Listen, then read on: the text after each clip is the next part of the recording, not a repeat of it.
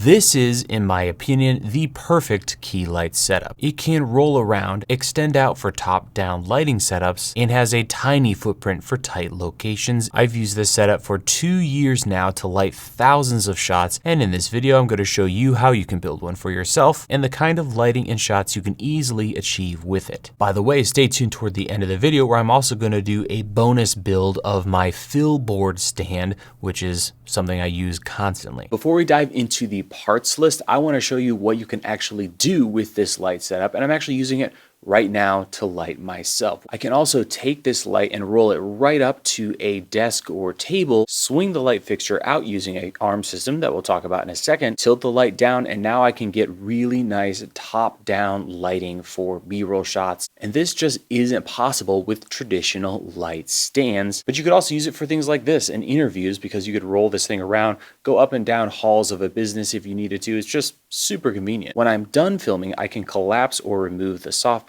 and roll the entire setup into a closet or corner due to the tiny footprint of this entire build. Now let's get to the list of parts needed to build one of these stands for yourself. And by the way, no one is sponsoring this video. However, it is supported by those of you who have purchased my camera guides and LUTs. Check the links in the description to learn more, and thank you guys so much for the support. Okay, so the first thing you're going to need is an actual light stand. The one I'm using for this project is an impact stand. I've talked about it in the past. I just love the footprint, which is around 30 inches, and there are two versions of the stand. One that goes up to 8.5 feet and another that goes up to 11 feet. And of course, who doesn't love locking casters? You can move it around or solidly snap it down in place so it doesn't move. The next piece of gear we need is something called a cupola offset arm. Similarly, we're also going to need to pick up something called a baby cheater. I have one made by Matthews Studio Equipment, but Cupo also makes one of these. And then we're going to need a light of some kind. So I am going to use an Aperture 300D Mark II because it's what I have and what I've been using,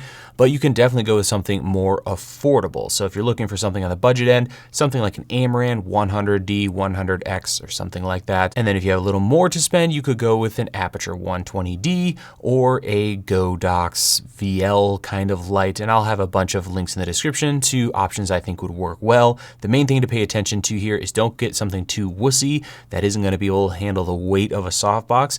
And then also you don't want to go too big because we're going to be putting this thing on a swiveling arm system. So we don't want to have a giant, 1200D from Aperture. Then we're going to need a softbox for your light. So make sure your light will accept a softbox. And for this, you can go with so many different options. There's a lot of great stuff out there. I used to use a 60-inch by 60-inch octagonal light and I loved it, but it was just too big for the type of shots that I needed. So I ended up switching to an Impact 48 by 36 square or rectangle light.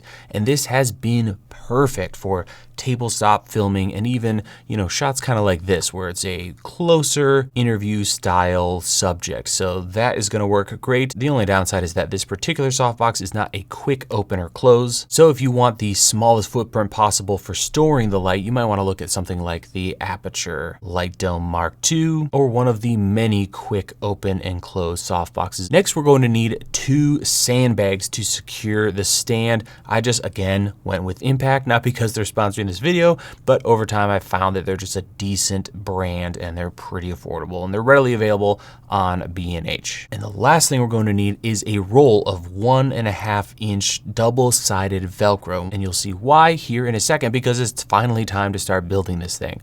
So take your stand, go ahead and open up the legs, and we're going to begin by securing our sandbags to the base. I want this thing to be rock solid and I can just grab the stand by the neck, run around the studio and not have to worry about the light tipping over, hurting somebody or breaking something. So we're going to start with the base. And to secure this, we're going to be using Velcro straps. And it might sound kind of janky, but trust me, this thing is going to be awesome in the end. So the first thing I recommend doing is cutting 3 strips that are long enough to wrap all the way around your sandbag. Now we can take 2 of those straps and wrap them around the sandbag like you see here. From there, we're going to take the sandbag and place it on one of the legs like you see me doing here. And then we're going to take that 3rd strap and wrap all the way around the leg of the stand and the sandbag, making sure that we can still grab a hold of the sandbag handle. Now we can take a shorter strap and secure the handle of the sandbag to the neck of the light stand. And this will keep the sandbag from falling over while we move on to our next and much longer strap,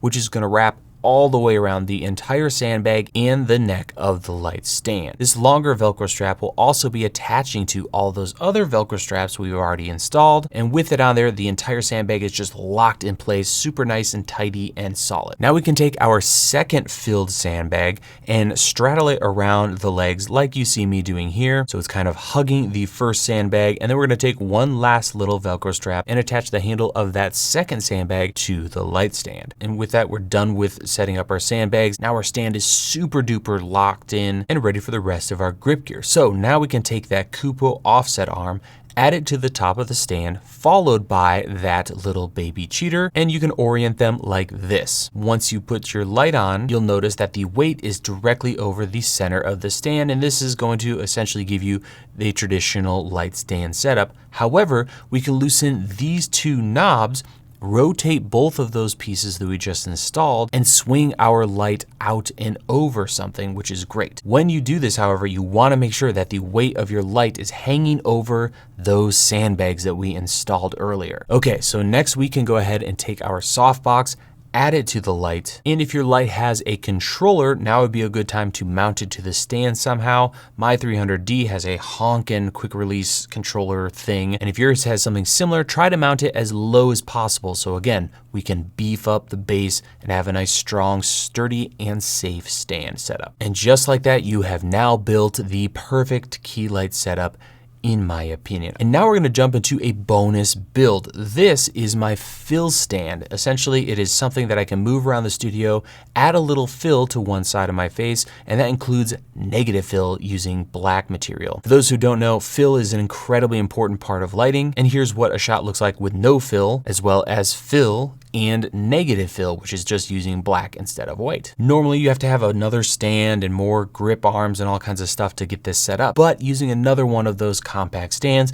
I built this thing, and it's super easy to put together. You take a stand, you throw a grip head on the end of it, add one of these quacker clamps, grab a large piece of white beadboard, which you can get at a lot of big box stores, and it's a kind of insulation. Cut it into two 2-foot by 4-foot pieces, tape them together so you get a nice folding book style fill board, and clamp it down to the stand using the quacker clamp. Now you can roll this thing around, get all kinds of different angles, add fill to your shots, or block light off completely. If you need a giant fill source, simply open that thing up, and now you've got a ton of white bounce. Now if you need some negative fill, you can simply go to Joann Fabrics or some fabric store, buy some nice matte thick material, or duvetine, which is very popular for this use. Drape it over your entire setup, and now you have a really nice, super easy to set up negative fill board. In a pinch, this thing also makes a great little backdrop. So I actually have it right behind me now with the black fabric, and it's giving me a super handy instant black blackout background for a video if I wanted something like that. And just like our key light setup, this fill board stand is super duper compact, so you can stuff it in a corner. I take that black drape for my negative fill and just throw it on the back of the stand so it's ready to rock and roll when I need it. So that is going to wrap up this video. Hopefully this gives you a couple ideas for ways that you could maybe shrink down your key light, or maybe you've learned a thing or two about fill. Regardless, I hope you enjoyed this video. All the links to everything mentioned will be down in the description. If you want to see more builds like this or setups, make sure you subscribe, like this video, and hey, check out our camera guides and LUTs if you want to support the channel and keep sponsors out of these videos. Thank you guys so much for watching. Hope you have a wonderful rest of your day, and we'll see you in the next video.